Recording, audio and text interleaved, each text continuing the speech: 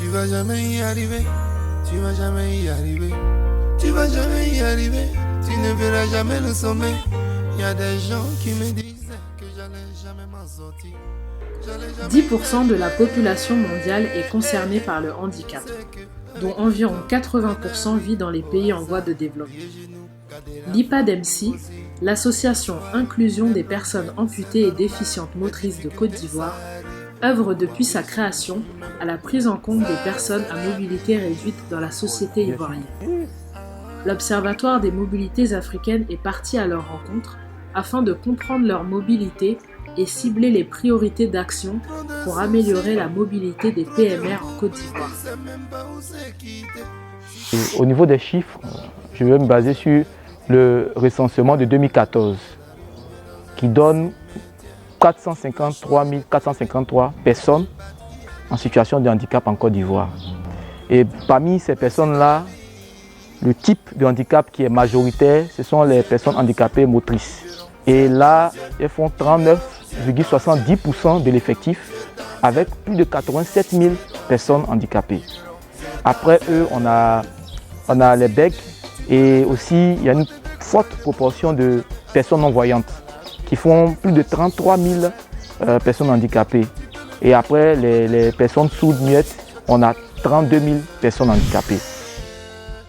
Au niveau des partenaires, nous allons aborder la question sur le volet international et aussi sur le volet national. Bon, déjà au niveau national, notre premier interlocuteur, c'est le ministère de l'Emploi et de la Protection sociale, notamment à travers sa direction en charge des personnes handicapées qu'on appelle la DPPH, Direction pour la promotion des personnes handicapées, qui est notre premier interlocuteur en matière de promotion des personnes handicapées en Côte d'Ivoire. Maintenant, au niveau international, il y a des perspectives de partenariat avec des institutions internationales, mais qui ne sont pas encore assez effectifs. En matière d'influence dans la prise de décision, dans un sens, on voit des avancées. Au niveau de l'accessibilité dans les bâtiments, le 20 mars passé, l'État de Côte d'Ivoire, le gouvernement a fait une communication portant sur un projet de loi avec le ministère de la Construction. Ce projet de loi vise à faciliter l'accès des personnes handicapées aux bâtiments.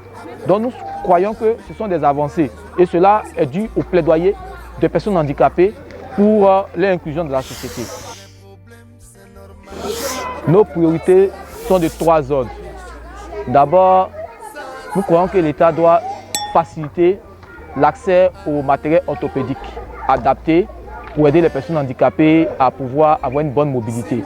Parce que nous le savons tous, le matériel orthopédique coûte cher, les fauteuils roulants coûtent cher, même les béquilles, même les cannes, tout cela coûte cher.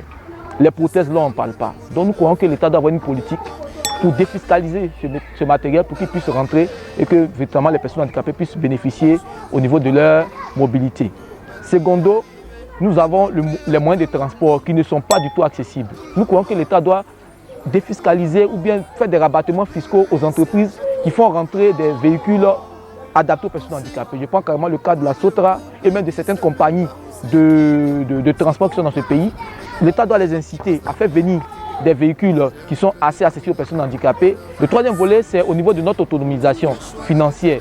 Parce que parler de mobilité, c'est aussi une question de moyens financiers. Donc que les personnes handicapées puissent avoir les moyens, puissent se prendre en charge, afin qu'elles puissent bouger aisément pour exercer leur activité et qu'elles puissent véritablement pouvoir aussi s'affirmer dans la société. Cela passe par l'obtention d'un emploi, par l'obtention de vraiment des moyens financiers conséquents pour pouvoir mener une vie autonome. Donc, en matière de nouvelles technologies d'assistance à la mobilité des personnes handicapées, nous notons avec regret que les coûts restent encore hors de portée de la majorité des personnes handicapées que nous représentons. Je prends par exemple le cas des prothèses orthopédiques.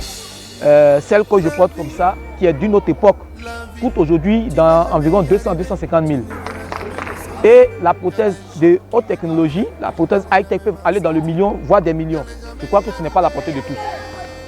Il y a pas aussi l'exemple des fauteuils roulants. Nous avons les fauteuils roulants basiques que certains de nos amis n'ont pas déjà. On a certains amis qu'on a aidé à avoir des fauteuils roulants parce qu'ils n'en avaient pas. Parlant maintenant des fauteuils électriques, là vraiment c'est hors de portée. Ceux qui en ont, c'est parce qu'ils ont bénéficié souvent de l'appui de certains partenaires internationaux pour en avoir. Je sors le matin pour avoir accès à mon lieu de travail. il faut déjà lutter. Le transport en commun, communément appelé les Gbaka, difficile de l'avoir.